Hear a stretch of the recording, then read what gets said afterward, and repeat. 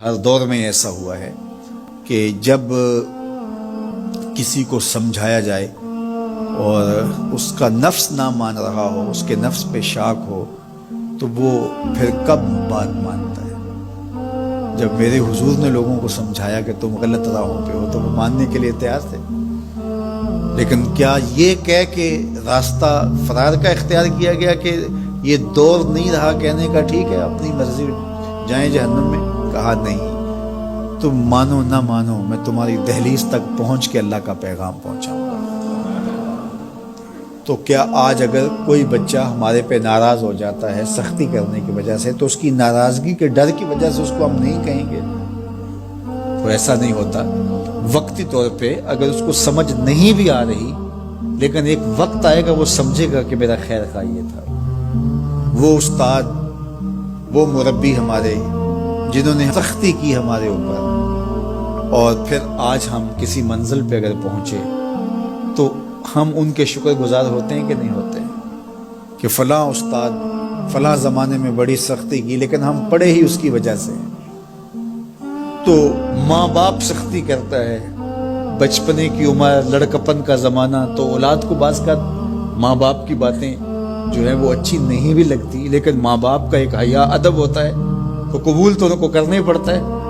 اس وقت وہ کہتے ہیں شاید ماں باپ ہمارے پہ ناجائز سختی کر رہے ہیں، لیکن ایک وقت آتا ہے تو وہ سمجھتے ہیں کہ ہم صبر کے نکھر کے جو معاشرے کا حسن بنے، یہ ماں باپ نے تراشا تھا تو ایسے بنے، پھر وہ ماں باپ کے شکر گزار ہوتے ہیں۔ تو اس لیے آپ کسی سے ہمدردی کریں تو وقتی طور پہ تو اس کو تکلیف ہوگی، لیکن بعد میں آپ کا شکر گزار ہوگا۔ علامہ رومی نے اس پر ایک بڑی خوبصورت مثال دی۔ کہتے ہیں ایک شخص درخت کے نیچے لیٹا ہوا تھا اور خراٹے لے رہا تھا، ایک چھوٹا سا سانپ آیا اور اس کے منہ کے اندر گھس گیا، اور ایک شخص گزر رہا تھا، اس نے دیکھ لیا۔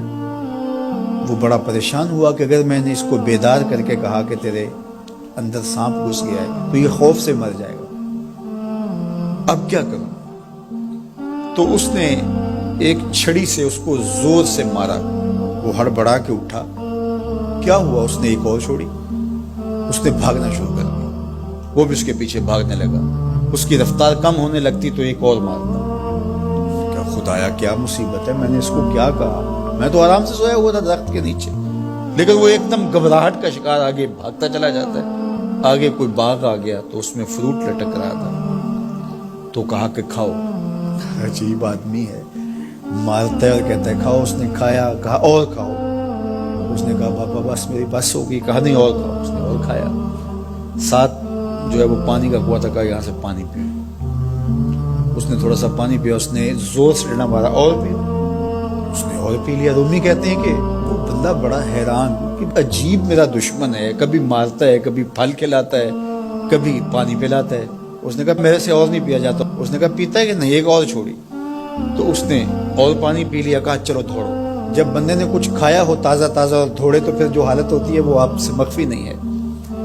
تو پھر دوڑنے لگا، تو آگے جب گیا تو کوئی ٹھوکر لگ گئی۔ پانی پیا تھا بھرپور اور فروٹ کھایا تھا، اور پہلے بھی دوڑ بھاگ کے آیا تھا، اب بھی دوڑنا شروع کر دیا، اور پیچھے سے جو ہے وہ ہاتھ میں ڈنڈا پکڑا، اور وہ رحم کاری نہیں رہا۔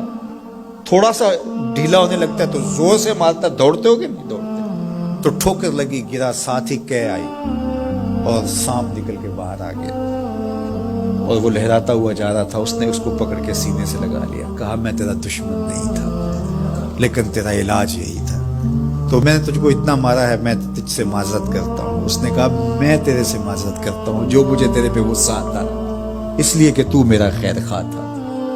جب حقیقت سامنے آتی ہے تو پھر پتہ چلتا ہے کہ کون کسی کا خیر خواہ ہے اور کون کسی کا دشمن ہے۔ اس لیے خیر خواہی کے جذبے کے ساتھ الدین والنصیحہ، دین ہے ہی خیر خواہی۔ تو خیر خواہی کبھی اس طرح ہوتی ہے کہ آپ کسی کی خیر خواہی کر رہے ہوتے ہیں، اسے لگ رہا ہوتا ہے کہ یہ میری خیر خواہی کر رہا ہے، اور وہ آپ کو اس وقت شکر گزار ہوتا ہے۔ اور کبھی ایسا ہوتا ہے آپ اس کی خیر خواہی کر رہے ہوتے ہیں، اس کو نہیں لگ رہا ہوتا کہ یہ میری خیر خواہی کر رہا ہے، اس کو غصہ آ رہا ہوتا ہے، لیکن جب اس کو بعد میں سمجھ آتی ہے کہ اس نے میری خیر خواہی کی ہے تو پھر وہ آپ کا شکر گزار ہوتا ہے۔ اور کبھی ایسا ہوتا ہے اس کو بعد میں بھی نہیں پتہ چلتا اس نے میری خیر خواہی کی ہے، لیکن تمہارا رب جانتا ہے، وہ اگر رائی کے دانے کے برابر بھی نیکی ہو اور وہ کسی